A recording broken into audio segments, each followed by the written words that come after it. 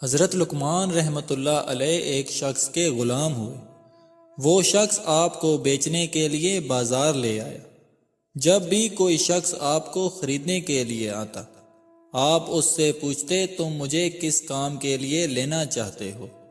ہر کوئی اپنا مقصد بیان کرتا۔ جیسے ہی وہ آپ کو اپنا مقصد بیان کرتا، آپ سے کہتا اس کام کے لیے لے کر جانا چاہتا ہوں، غلام بنانا چاہتا ہوں، تو آپ کہتے تم مجھے نہ خریدو تو بہتر ہے۔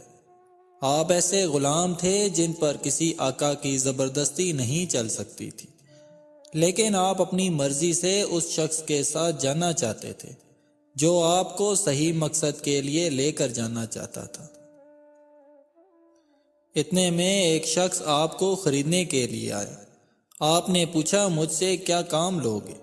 کس مقصد کے لیے مجھے خریدنے آئے ہو؟ اس شخص نے کہا میں آپ کو اپنے گھر کا چوکیدار بناؤں گا۔ آپ نے اس سے زیادہ سوال نہ کیے، نہ اس سے زیادہ بات کی۔ آپ سمجھ گئے کہ اس شخص کا کیا مقصد ہے، تو آپ نے کہا ٹھیک ہے، مجھے خرید لو، میں آپ کے ساتھ جانے کے لیے تیار ہوں۔ چنانچہ وہ آپ کو خرید کر گھر لے گیا جس بستی میں اس کا گھر تھا۔ وہاں پر اس کی 3 بیٹیاں بھی ساتھ رہتی تھیں جو بہت گناہگار تھیں، یعنی غلط کاموں میں مبتلا تھیں۔ 3 بیٹیوں کے درمیان ایک باپ تھا جس کی کوئی بات نہیں سنتی تھی، اپنے باپ کا کہنا نہیں مانتی تھی۔ اس کو شک ہوا میری بیٹیاں میری پیٹھ پیچھے حرام کام کرتی ہیں، لہٰذا مجھے ان کی نگرانی کے لیے کسی کو رکھنا پڑے گا، کیونکہ وہ شخص خود کھیتوں میں کام کرنے جاتا تھا اور اس کی بیٹیاں اس کے پیچھے یہ کام کرتی تھیں۔ اس لیے اس نے آپ کو ان کی نگہبانی کے لیے گھر سے باہر بٹھانے کے لیے خریدا تھا۔ ایک دن وہ شخص جاتے ہوئے دروازہ بند کر کے آپ کے پاس آیا اور آپ کو پاس بٹھا کر کہا کہ گھر میں میری بیٹیاں موجود ہیں، میں نے ضرورت کی تمام چیزیں انہیں دے رکھی ہیں، یعنی کھانے پینے، کسی کام کے لیے باہر نہیں نکلنا پڑے گا۔ اگر وہ دروازہ کھولنے کے لیے کہیں تو ہرگز نہ کھولنا۔ یہ کہہ کر وہ چلا گیا۔ آپ باہر بیٹھ گئے، اللہ کا ذکر کرنے لگے۔ کچھ دیر بعد لڑکیوں نے دروازہ کھٹکھٹاتے ہوئے کہا جلدی سے دروازہ کھولو۔ انہوں نے بہت اصرار کیا، آپ نے دروازہ نہیں کھولا۔ آخر لڑکیوں نے پتھر مار مار کر آپ کو زخمی کر دیا۔ آپ کے سر سے خون بہنے لگا۔ آپ نے سارا خون صاف کر دیا اور شام تک دروازے پر بیٹھے رہے، لیکن دروازہ نہیں کھولا۔ مالک آیا تو آپ نے اسے کچھ نہیں بتایا اور نہ ہی کسی قسم کی کوئی شکایت کی۔ دوسرے دن لڑکیوں نے دوبارہ دروازہ کھولنا چاہا، لیکن آپ نے انکار کر دیا۔ انہوں نے دوبارہ وہی عمل دہرایا، آپ کو پتھر مار مار کر زخمی کر دیا۔ آپ کے سر پر پتھر لگا اور خون بہنے لگا۔ آپ نے خون کو صاف کیا۔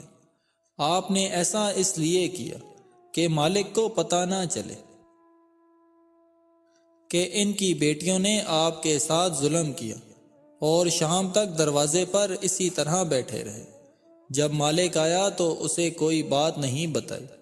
وہ روز آ کر پوچھتا تھا بیٹیاں گھر سے باہر نکلی تھیں، تو آپ کہتے تھے نہیں وہ نہیں نکلی، اور نہ ہی کوئی زور زبردستی کی، وہ تو گھر میں ہی رہیں۔ کچھ دن گزر جانے کے بعد ایک دن تیسری لڑکی نے کہا اللہ کی قسم اس غلام کی کیا شان ہے، نہ اس نے ہمارے باپ سے ہماری شکایت کی، اور نہ ہی یہ کہا کہ ہم گھر سے باہر نکلنے کے لیے اس کو کہتے ہیں اور ہم اس کو مارتے ہیں، اس کو زخمی کرتے ہیں۔ یہ تو اللہ کا اتنا اچھا بندہ ہے۔ اس کو دیکھ کر میرے دل کی دنیا بدل گئی۔ سچ میں تو بہت نافرمان ہوں، یہ تو بہت اطاعت گزار ہے، اللہ کا نیک بندہ ہے، میں اب ضرور توبہ کروں۔ یہ کہہ کر اس نے توبہ کر لی۔ جب اس نے توبہ کی تو دوسری بہن نے دیکھا میری بہن اس غلام کی وجہ سے توبہ کر رہی ہے، میری بہن کتنی اچھی ہے، اور میں کتنی نافرمان ہوں، اب تک گناہوں میں مبتلا ہوں، غلط کام کر رہی ہوں، اب میں بھی توبہ کرتی ہوں، کیوں نہ توبہ کر کے اللہ تعالیٰ کو راضی کر لوں۔ اور یہ کہہ کر اس نے اپنے تمام گناہوں سے توبہ کر لی۔ یہ دیکھ کر تیسری بہن نے کہا، میری دونوں بہنوں اور اس غلام کی کیا شان ہے، یہ کتنے اچھے ہیں۔ یہ دیکھ کر اس نے ان کو دیکھا دیکھی گناہوں سے توبہ کی۔ ان تینوں کے باپ نے حضرت لقمان رحمۃ اللہ علیہ کو کیوں غلام بنانا چاہا، ان کو کیوں خرید کر چوکیدار بنایا؟ کیونکہ وہ جانتا تھا وہ اللہ کے نیک بندے ہیں۔ اللہ کے نیک بندے کی صحبت میں ایک بد کردار اور فحشہ عورت بھی نیک بن سکتی ہے۔ ان کو یقین تھا میری بیٹیاں مجھ سے نہیں سدھری، میری پیٹھ پیچھے گناہ کرتی ہیں، لیکن اس اللہ کے نیک بندے کی نظر سے بدل جائیں گی۔ صرف کچھ دنوں میں جو ان کا حال ہوا کہ اتنی نیک بن گئی۔ حضرت لقمان رحمۃ اللہ علیہ، آپ کی تاریخ اور آپ کی بعض نصیحتوں کا ذکر قرآن مجید میں بیان کیا گیا ہے۔ بزرگ فرمانے لگے، بیوی اگر آپ کو پسند کرتی ہو تو یہ 4 نشانیاں اس میں ضرور پائی جائیں گی۔ نمبر 1، وہ آپ کو دیکھ کر خوشی سے کھل اٹھے گی۔ نمبر 2، آپ کی باتیں غور سے سنے گی، آپ کی ہر بات اسے اچھی لگے گی۔ نمبر 3، وہ ہمیشہ آپ کے قریب رہنا پسند کرے گی۔ اور نمبر 4، وہ آپ کے ساتھ مطمئن اور خود کو محفوظ سمجھے گی۔ حضرت سیدنا حسن بصری رحمۃ اللہ علیہ سے پوچھا گیا، تہجد گزار لوگوں کے چہرے دیگر لوگوں سے خوبصورت کیوں ہوتے ہیں؟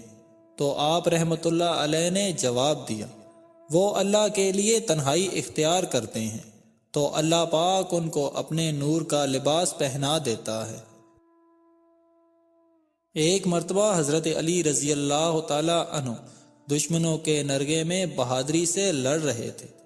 ایک دشمن نے عقب سے حملہ کرنا چاہا، آپ رضی اللہ تعالی عنہ نے سنبھل کر دفاعی وار کیا۔ آپ رضی اللہ تعالی عنہ کے وار سے دشمن کی تلوار ٹکڑے ٹکڑے ہو گئی اور وہ نہتا ہو گیا۔ حضرت علی رضی اللہ تعالی عنہ نے فوراً ہاتھ روک لیا۔ دشمن دلیر تھا، بھاگا نہیں بلکہ وہ کہنے لگا، مجھے تلوار دو، میں اب بھی لڑنے کو تیار ہوں۔ حضرت علی رضی اللہ تعالی عنہ نے فوراً اپنی تلوار اس کے حوالے کر دی اور غیر مسلح ہو گئے۔ دشمن ہکا بکا ہو کر رہ گیا اور بہت مشکل سے سوال کیا، آپ رضی اللہ تعالی عنہ نے تلوار مجھے دے دی اور خود غیر مسلح کیوں ہو گئے؟ حضرت علی رضی اللہ تعالی عنہ نے جواب دیا، اور کیا کرتا، آج تک ایسا کبھی نہیں ہوا کہ کسی نے کچھ مانگا ہو اور میں نے دینے سے انکار کیا ہو۔ دشمن یہ سن کر کہنے لگا، میں آپ رضی اللہ تعالی عنہ کی جرأت، بہادری اور شرافت کے سامنے اپنا سر جھکاتا ہوں۔ آپ رضی اللہ تعالی عنہ نے فرمایا، بے شک اللہ پاک معاف کرنے والوں کو پسند کرتا ہے۔ یہ تھے میرے پیارے حضرت علی رضی اللہ تعالی عنہ، جنہوں نے مانگنے والے کو کبھی خالی ہاتھ نہ لوٹایا۔ اللہ پاک ہمیں بھی دوسروں کی مدد کرنے کی توفیق عطا فرمائے، آمین۔